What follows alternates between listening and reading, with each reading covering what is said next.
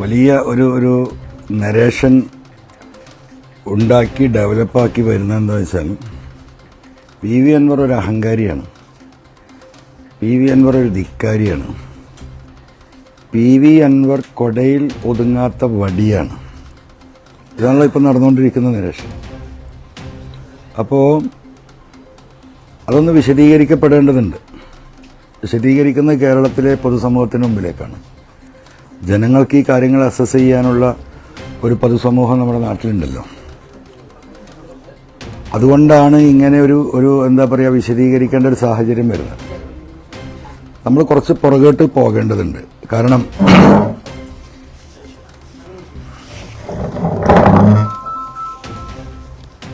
കാരണം 8-9 മാസം മുമ്പാണ് ഞാനുണ്ടായിരുന്ന ഒരു മുന്നണി സംവിധാനത്തിൽ നിന്ന് കേരളം നേരിടുന്ന വലിയ ചില പ്രതിസന്ധി, ജനങ്ങളുടെ ഇടയിലുള്ള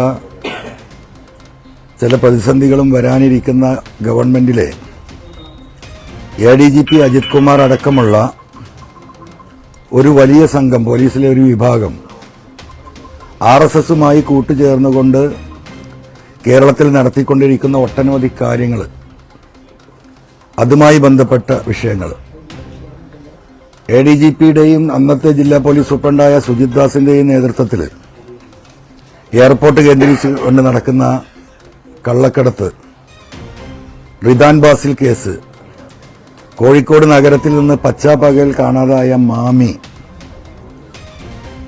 ഭരണരംഗത്തെ IAS, IFS, IRS തുടങ്ങിയ ലോബിയും കേന്ദ്ര RSS നേതൃത്വവുമായുള്ള ബന്ധം, ഇതായിരുന്നല്ല വിഷയം. ഇതെല്ലാം പറഞ്ഞുകൊണ്ടാണ്, പ്രതിഷേധിച്ചാണ് ഞാൻ LDFൽ നിന്ന് ഇറങ്ങി വരുന്നത്. ഒരു ഘട്ടത്തിൽ എന്നെ കള്ളക്കടത്തുകാരനായി ചിത്രീകരിക്കപ്പെടുന്ന ഒരവസ്ഥ പോലും ഉണ്ടായി. നിങ്ങൾക്കറിയാം, ബഹുമാനപ്പെട്ട മുഖ്യമന്ത്രിയെ ഈ കള്ളക്കടത്തിന് നേതൃത്വം നൽകിയിരുന്ന ADGP അജിത് കുമാർ തെറ്റിദ്ധരിപ്പിച്ച് ഈ കള്ളക്കടത്തുകാരുടെ പിന്നിൽ PV അൻവറാണ് എന്ന് അദ്ദേഹത്തെ ധരിപ്പിച്ചതിന് ശേഷം അദ്ദേഹം അങ്ങനെ ഒരു സ്റ്റേറ്റ്മെന്റ് നടത്തുകയുണ്ടായി. ഞാൻ വിശദീകരിക്കുന്നില്ല. അപ്പോൾ ഞാൻ നിന്നിരുന്ന പ്രസ്ഥാനത്തിൽ എന്നെ കള്ളനാക്കുന്ന ഒരു ഘട്ടം വരുമ്പോഴാണ് നിജസ്ഥിതി കേരളത്തിലെ ജനങ്ങളോട് പറയേണ്ട ബാധ്യത എനിക്ക് വന്നത്. അങ്ങനെയുള്ള കുറച്ച് കാര്യങ്ങളുണ്ട്. അങ്ങനെയാണ് ഞാൻ ആ ഒരു ഘട്ടത്തിൽ മാറി വരുന്നത്. മാറി വന്നതിന് ശേഷം കേരളത്തിലൊരു വലിയ വനനിയമ ഭേദഗതി ബില്ല് വന്നു. ഏറ്റവും കൂടുതൽ രൂക്ഷമായ പ്രശ്നങ്ങൾ, വന്യമൃഗ പ്രശ്നം കേരളത്തിൽ ഉള്ള ഒരു പ്രദേശം കൂടിയാണ് നിലമ്പൂർ.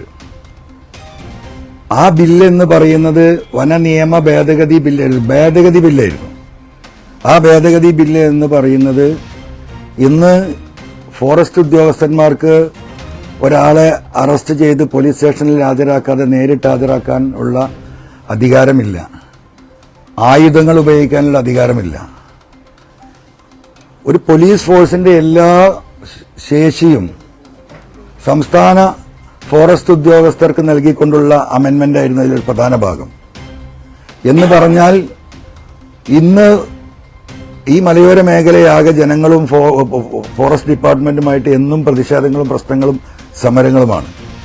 ഒരു മനുഷ്യനെ ആന ചവിട്ടിക്കൊന്നാൽ അതിന് പ്രതിഷേധിക്കുന്ന മനുഷ്യരെ വീട്ടിൽ പോയി അറസ്റ്റ് ചെയ്ത് മജിസ്ട്രേറ്റിന്റെ മുമ്പിൽ ഹാജരാക്കാതെ DFOയുടെ മുന്നിൽ ഹാജരാക്കി അദ്ദേഹത്തിന്റെ സ്റ്റേറ്റ്മെന്റ് റെക്കോർഡ് ചെയ്ത് നേരിട്ട് റിമാൻഡ് ചെയ്യാനുള്ള എന്താ പറയാ കാർഡൻ നിയമമായിരുന്നത്.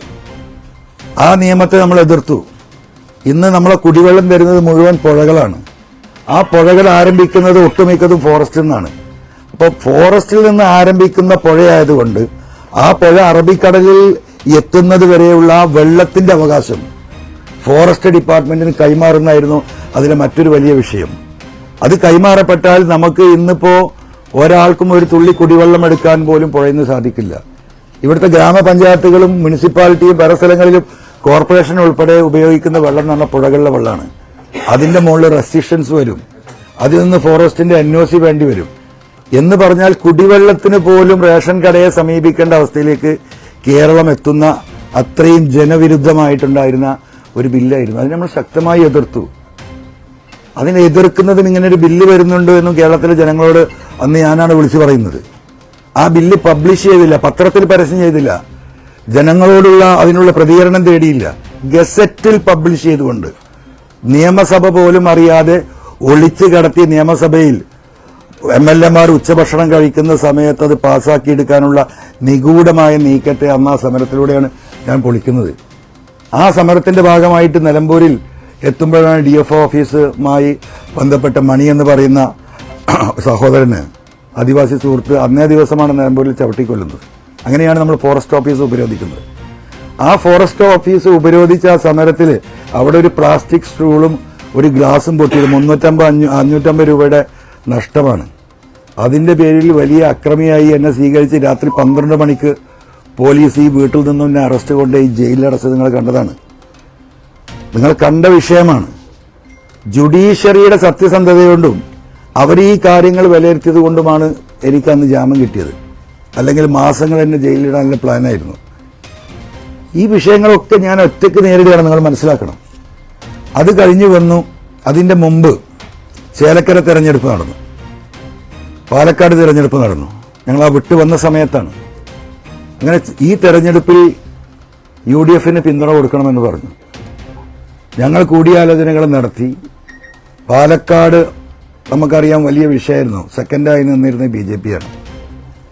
BJP-യുടെ കടന്നുവരവ് തടയണമെന്നത് നിർബന്ധമാണ്. ആ നിലക്ക് UDF-ന്റെ ആ റിക്വസ്റ്റ് നമ്മൾ അംഗീകരിച്ചു. ബഹുമാനപ്പെട്ട പ്രതിപക്ഷ നേതാവുമായിട്ട് തന്നെയാണ് ഞാൻ സംസാരിച്ചത്. അങ്ങനെ സംസാരിക്കുകയും അവിടെ പ്രവർത്തന രംഗത്തുണ്ടായിരുന്ന വോട്ട് ചോദിച്ച സ്ഥാനാർത്ഥിയായി മുന്നോട്ട് പോയിക്കൊണ്ടിരുന്ന മിൻഹാജ്, ഞങ്ങളവിടെ വലിയൊരു ജില്ലാ സമ്മേളനം, നിയമസഭാ മണ്ഡലത്തിലൊരു സമ്മേളനം വിളിച്ചു ചേർത്ത് പ്രകടനമായി വന്ന് പാലക്കാട് സ്റ്റേഡിയത്തിന്റെ ആ സൈഡിലുള്ള ഞങ്ങളുടെ പൊതുസമ്മേളനത്തിൽ വെച്ച് മിൻഹാജിനെ ഞങ്ങൾ പിൻവലിക്കുകയും UDF-ന് നമ്മൾ പിന്തുണ കൊടുക്കുകയും ചെയ്തു. അവിടെ വലിയ വോട്ടിനെ അവിടെ വിജയിച്ചു. ഞാൻ ആ വോട്ടിന്റെ അവകാശത്തിലേക്കൊന്നും പോകുന്നില്ല. എനിക്കെന്റെ ഈ നാടിനെ പോലെ തന്നെ ബന്ധമുള്ള നാടാണ് പാലക്കാട്. അതെല്ലാവർക്കും അതുമായി ബന്ധപ്പെട്ടവർക്ക് അറിയുന്നതാണ്. അവിടെ മിൻഹാജ് എന്ന് പറയുന്ന സ്ഥാനാർത്ഥിയുടെ അവിടുത്തെ പശ്ചാത്തലവും റാവുത്തർ ഫാമിലിയായിരുന്നു. ആ മുനിസിപ്പാലിറ്റിയിലെ ഏറ്റവും കൂടുതൽ മുസ്ലിം കമ്മ്യൂണിറ്റിയിലെ കേരളത്തിൽ തന്നെ ഏറ്റവും കൂടുതലുള്ള റാവുത്തർ സമുദായം താമസിക്കുന്ന സ്ഥലമാണ്. 4000